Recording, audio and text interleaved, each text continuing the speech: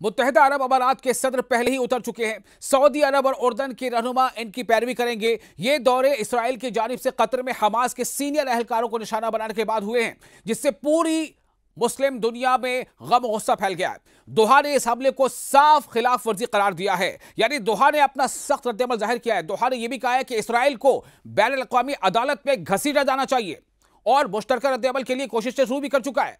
कशीदगी में इजाफे के साथ ही अमरीकी साख को भी जबरदस्त बट्टा लगाया है। जी हां, वही अमरीकी साख, जैसे मैंने आपको पहले बताया कि अमरीका एक तरह से कहीं ना कहीं चौकीदार था, क्योंकि कतर में अमरीका का सबसे बड़ा बेस है मशरिक़ वस्ता में, तब भी यह हमला हुआ।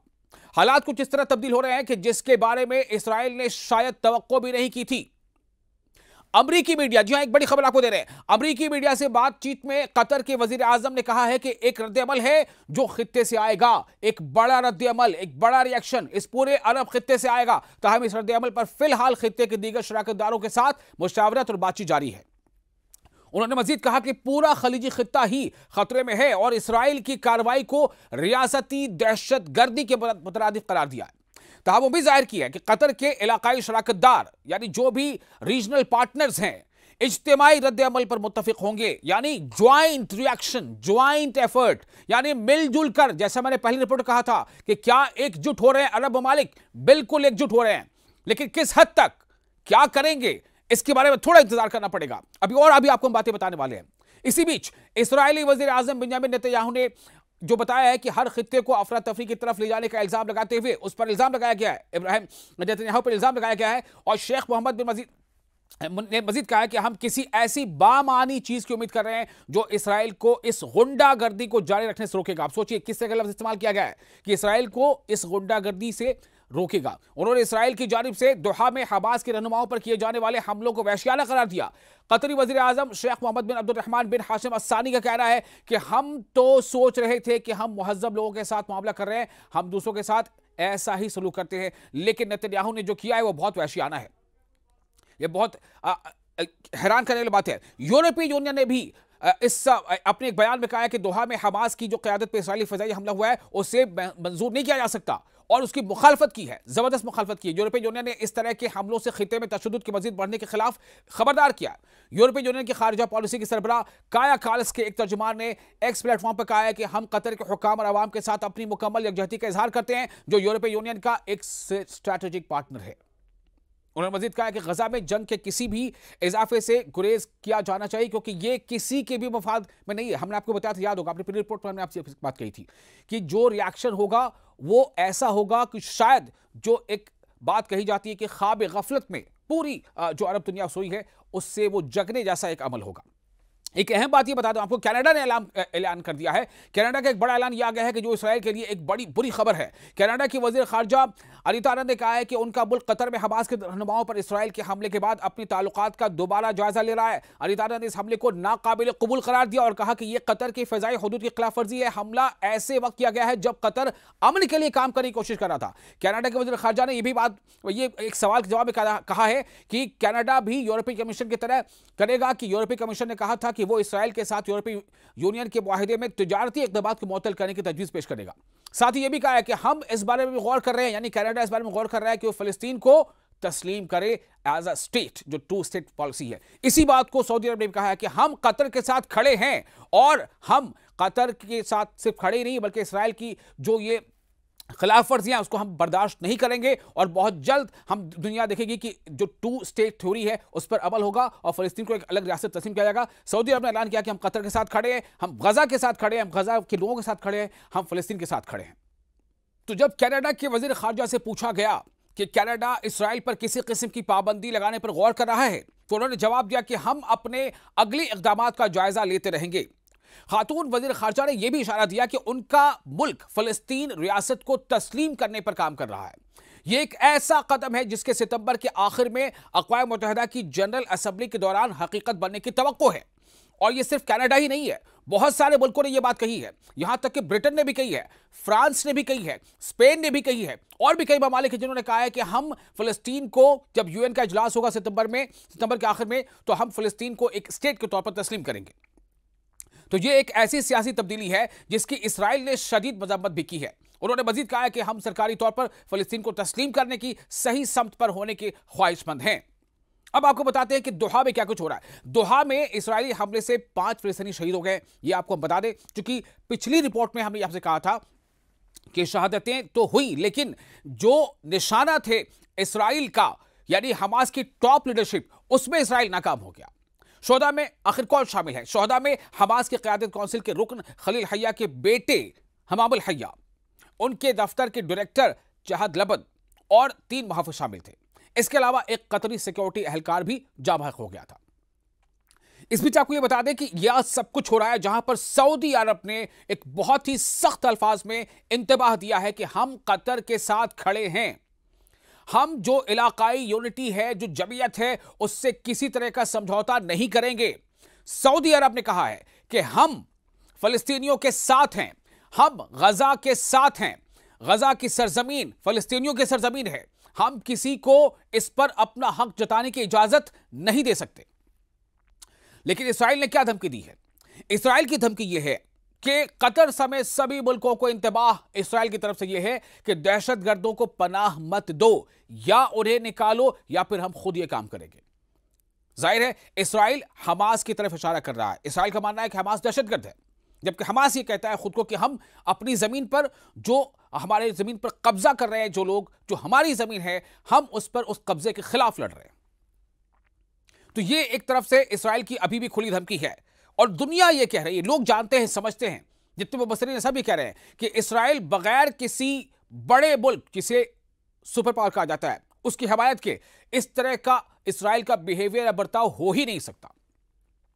इस्राइल जो कुछ कर रहा है वो अमेरिका के शय पर कर रहा है। और इसी बीच आपको पता है अमेरिका के साथ क्या हुआ? अमेरिकी सदर के साथ एक बड़ी अजीब वाकया को सुनाने जा रहा हूं।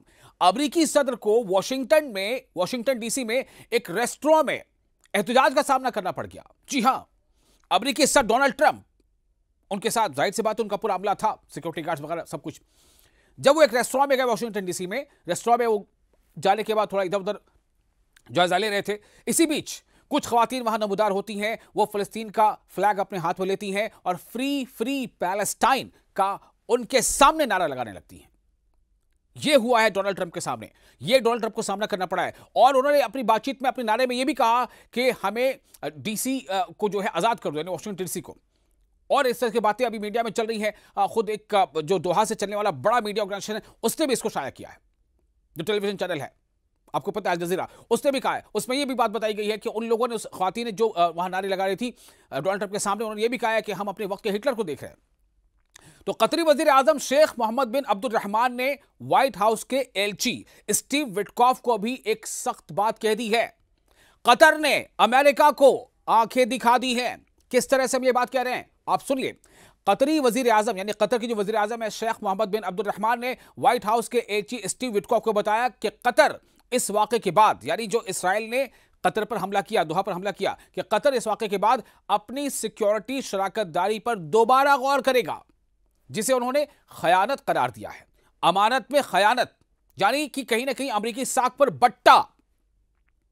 यानी अमेरिका जो कतर में मौजूद है, जहां पे कतर में सबसे बड़ा, मिडिल ईस्ट में सबसे बड़ा बेस अमेरिका का कहीं पे है तो कतर में है, और कहीं ना कहीं अमेरिका की तरफ से गारंटी थी कतर पर, कतर की हिफाजत की, तहफ़्फ़ुज़ की। उन्होंने कहा, यह भी कहा, यानी किसने कहा? कतर के वज़ीर आज़म उन्होंने कहा है कि अगर जरूरत पड़ी तो दोहा अपनी सलामती के लिए दूसरे शराकतदार भी तलाश कर सकता है। यानी कि हम अमेरिका के पिछलग्गू बने रहेंगे ऐसा कोई जरूरी नहीं है। हम इस बात पर गौर कर रहे हैं, हम कुछ अलग फैसला ले सकते हैं। यह कतर के वज़ीर आज़म ने डोनाल्ड ट्रंप के एलची स्टीव विटकॉफ को कहा है। ज़राए के मुताबिक शेख मोहम्मद बिन अब्दुर्रहमान अस्सारी ने वाज़ेह किया कि कतर जो पिछले 6 माह में पहले ईरान और फिर इसराइल के हमलों का निशाना बन चुका है, अब वॉशिंगटन के साथ अपनी सिक्योरिटी शराकतदारी का गहरा जायजा लेगा। यानी जो पार्टनरशिप है सिक्योरिटी को लेकर के, अग्रीमेंट है सिक्योरिटी को लेकर के। अब आप सोचें, जाहिर है आपको तो पता होगा कि जब इसराइल और ईरान जब ये जंग चल रही थी, उस दरमियान ईरान ने क्या किया था? ईरान ने कतर पर हमला किया था। क्यों किया था? ईरान का यह कहना था कि जो कोई भी इसराइल का साथ देगा या ईरान पर हमले में इसराइल की मदद करेगा, हम उसके अहदाफ को निशाना बनाएंगे। तो इसलिए ईरान ने कतर में मौजूद अमेरिकी बेस पर निशाना बनाया था, अमेरिकी बेस पर हमला किया था। तो कतर तो ये बात कहेगा ना कि भाई अमेरिका के, यानी हमने अगर हमने किसी को अपना मुहाफिज रखा है, हमने किसी के साथ हमारी सिक्योरिटी पार्टनरशिप है, तो उसके रहते हमारे ऊपर हमला अगर हो गया तो कतर इसको काउंट कर रहा है कि पहले ईरान ने हमला कर दिया, फिर अब इसराइल ने हमला कर दिया, तो हम, कतर ने साफ कह दिया है स्टीव विटकॉफ को कि हम जो शराकतदारी है सिक्योरिटी को लेकर के उस पर दोबारा गौर करेंगे। उधर अमेरिकी सदर डोनाल्ड ट्रंप ने इस्राएली वज़ीर आज़म बेंयामिन नेतन्याहू से कहा है कि कतर पर दोबारा हमला ना किया जाए, लेकिन नेतन्याहू ने किसी किस्म का अवामी माफीनामा जारी नहीं किया है। हालांकि ट्रंप ने अपने गुस्से का इजहार टेलीफोनिक बातचीत में किया था, इसके बरक्स, इसके उलट नेतन्याहू ने इशारा दिया है कि वो एक और हमले का हुक्म भी दे सकता है। सलामती काउंसिल यानी यूनाइटेड नेशन सिक्योरिटी काउंसिल ने कतर की दरख्वास्त पर बशक़े वुस्ता की सूरत हाल पर इजलास तलब किया। अक़वाम मुत्तहिदा के सेक्रेटरी जनरल एंटोनियो गुतरेस ने मंगल को इसराइल की तरफ से दोहा में हमास के रहनुमाओं को निशाना बनाए जाने के बाद कतर की खुद मुख्तारी की खुली खिलाफ वर्जी की मजम्मत की। यानी एंटोनियो गुतरेस ने कतर पर जो इसराइल ने हमला किया तो इस हमले की मजम्मत की, इसराइल की मजम्मत की। गुतरेस ने कहा कि कतर गजा में जंग बंदी और हमास के पास तमाम कैदियों की रिहाई के लिए एक बहुत मुस्बत किरदार अदा कर रहा है, एक इंपॉर्टेंट रोल प्ले कर रहा है। उन्होंने सहाफियों से कहा कि तमाम जो इसके पार्टनर्स हैं, जो फरीकैन हैं, तमाम जो पार्टीज हैं, उनको गजा की पट्टी में पायदार जंग बंदी के हुसूल के लिए काम करना चाहिए, न कि गजा की पट्टी को तबाह करने के लिए काम होना चाहिए। एंटोनियो गुतरेस ये कह रहे हैं कि सभी को यह चाहिए कि वो गजा की पट्टी के तहफ़्फ़ुज़ के बारे में सोचे, लेकिन वो सिर्फ कह ही रहे हैं। यूनाइटेड नेशंस कई बार ऐसा कह चुका, अमल क्या हो रहा है? अभी वो इस लायक भी नहीं हो पाया, इतनी भी उसकी ये बात नहीं बन पाई कि इस तरह से कि जो मिस्र के पास जो बॉर्डर पर जो एड्स के ट्रक खड़े हैं उनको गजा में जाने की इजाजत मिल सके। इसराइल ने रोक रखा है। किसकी हिम्मत है? कौन इसे खुलवाएगा? तो गजा में जंगबंदी और कैदियों की रिहाई की कोशिशों को नुकसान पहुंचाने वाले इस इकदाम पर कतर ने शदीद मजम्मत करते हुए कहा है कि नेतन्याहू को आलमी अदालत में पेश किया जाना चाहिए। यह कतर का कहना है। तो अब देखते हैं इतवार और पीर को जब तमाम अरब ममालिक के सरबराह जमा होंगे या उनके वज़ीर खारजा जमा होंगे, तो यह हंगामी इजलास कतर ने बताया है कि हंगामी इजलास है और इसमें हम इज्तिमाई कोई रद्द अमल को लेकर के कोई फैसला करेंगे। यह बहुत अहम है। अब यह भी देखना होगा कि जो बार बार ईरान कहता रहा है, ईरान होशियार करता रहा है कि तमाम मुल्कों को, मुस्लिम मुल्कों को एक हो जाना चाहिए, नहीं तो इसराइल का जो रवैया है वो आप देख रहे हैं, कभी सीरिया, कभी लेबनान, कभी फिलिस्तीन, कभी ईरान और अब कतर। अब आगे कहने की जरूरत नहीं है। तो यह देखना अहम है तुर्की का अब क्या रद्द-ए-अमल सामने आता है, ईरान आगे और अब क्या कहता है, पाकिस्तान किस तरह से कॉल से बढ़कर आगे और क्या कुछ कर सकता है। चूंकि तमाम मुस्लिम दुनिया में इस बात को लेकर खलबली है, तमाम मुस्लिम दुनिया में इस बात को लेकर खलबली मची हुई है और बहुत बड़ी बेचैनी है इसको लेकर के, और कतर ने बहुत सख्त रुख अपनाया है।